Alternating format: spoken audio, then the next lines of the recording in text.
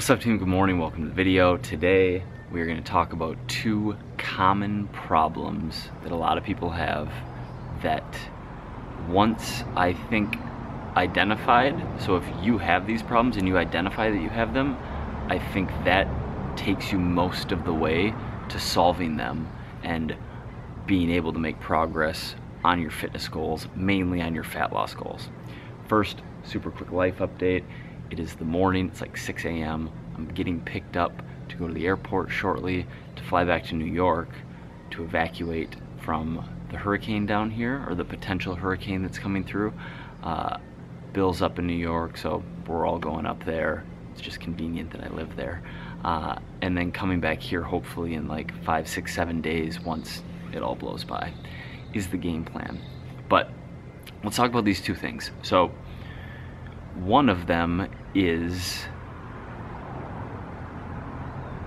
paying too much attention to what other people are doing, what other people's diets are, what other people's training programs are, how much progress so-and-so on Instagram is making, or the before and after picture that you saw on Facebook, or your sister-in-law who did the keto thing and is already down 9 pounds in 9 days. And like, we all want the best results possible. Everything else is not always what it seems. For example, the person who lost 9 pounds in 9 days on a ketogenic diet, when you bring your carbs under 25 grams, you have no carbohydrates, you have no water stored in your muscle cells, which leads to at least 4 or 5 pounds on the scale over the course of a few days. Combine that with less food in your stomach, less food in your GI tract. Like, it's not 9 pounds of fat loss in 9 days, but comparing your progress to other programs, and what that really is it's not fully buying into the program. If we're talking training, like, you're not giving 100% effort to the program you're doing because you're not convinced it's the best possible option. And guess what? When it comes to training, when it comes to nutrition, there rarely, if ever, is a best possible option.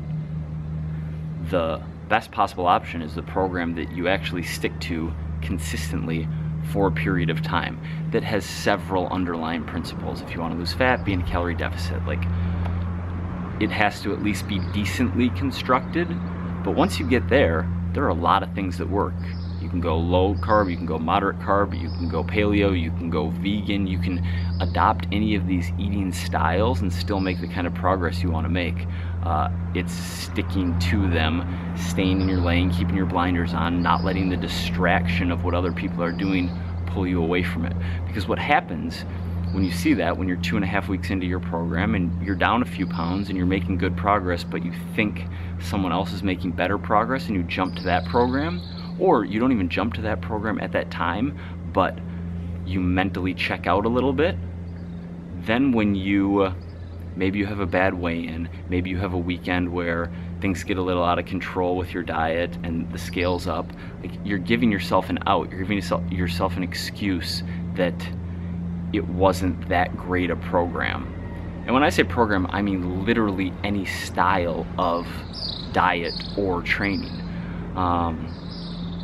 Yeah, like, executing on an imperfect program is going to lead to so much better results than having the absolute perfect program, which doesn't even really exist. So commit to a single program, what you're doing. Don't program hop. That's number one. Number two, that I see in a lot of social butterfly extrovert type humans is just that it's really, really hard to be in a calorie deficit when you have 2 or 3 happy hours a week, 2 or 3 dinners a week, a lot of vacations, a lot of travel, a lot of weekend events, concerts, barbecues, social gatherings, nights out, bars, clubs, alcohol. Like, when you combine drinking and the fact that eating out is generally higher fat, higher calorie, high palatable foods, you have to have a degree of neuroticism in you to navigate that and stay on point on a fat loss phase. And I know that it's trendy in the flexible dieting community to say that you can have it all, you can drink and you can eat whatever kinds of foods you want and you can do all this. And to an extent you actually can if you're super neurotic and dialed, if you want to have 100 grams of protein and a ton of free veggies during the day and then spend your calories in the evening on happy hour, on whatever is going on. Yes, it can work. It's really, really hard.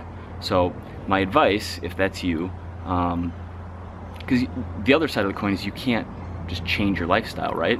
It's like, I'm not gonna stop hanging out with friends, I'm not gonna stop doing the things I like doing, I'm not gonna stop going to happy hour because of my like fitness plan, right? That's not realistic, because changing your life to make some progress isn't gonna happen.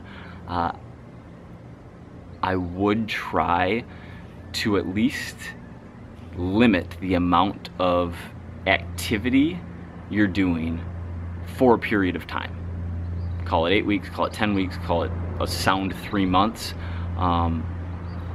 Because what that is gonna do is it's gonna allow you to make a solid amount of progress. You can lose 15, 18 pounds in 12 weeks, and that's a lot of weight, simply by cutting a happy hour here and there, cutting a dinner here or there that maybe you don't have to go to, your friend will forgive you, and trying to make as much progress as possible in that window, because once you've made that progress, you bring calories back up to maintenance, and you're on the back end of those 12 weeks, it's much easier to fit those events, those restaurants, those drinks in when you have an extra 4, 5, 6, 800 calories to play with.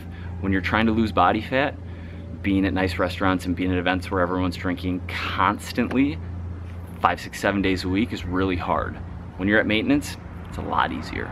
So those are the two things.